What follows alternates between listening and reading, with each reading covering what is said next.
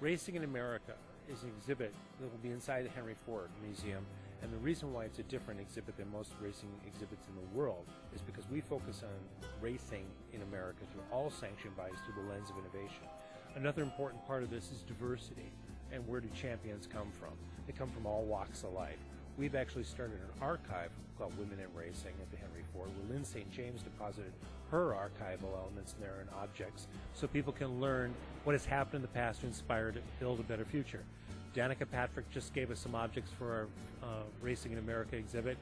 Two objects were wonderful. It's a driving jacket, but also the gloves that she wore at the Indy 500 this year and other IndyCar races.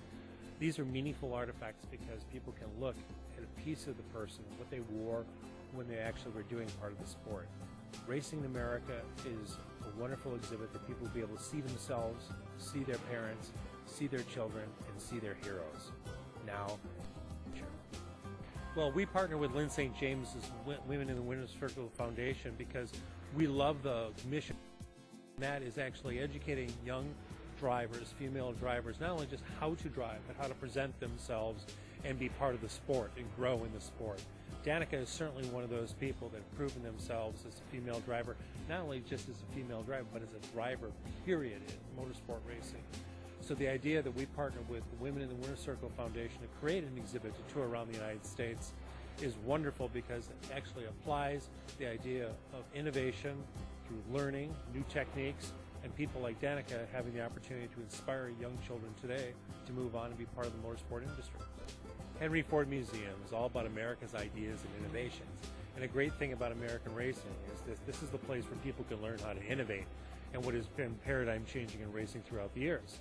We have Henry Ford's first car sweepstakes, which he won in 1901 that started racing for Ford Motor Company, and certainly a seminal part of their history. Well, earlier this year, Trevor Bayne, driver for the Wood brothers, won the Daytona 500 and brought back racing in a way that people would just really love because it brought back something really from the soul.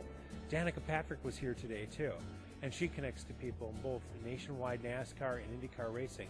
Innovators that are trying to win, people who are perseverant in their sport.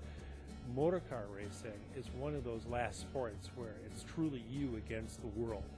And this was special for us because Danica came here and shared her thoughts as a racing innovator, a driver, and why she's winning and how she tries to win. Those are the moments that we collect here for the Henry Ford for the past, the present, and the future.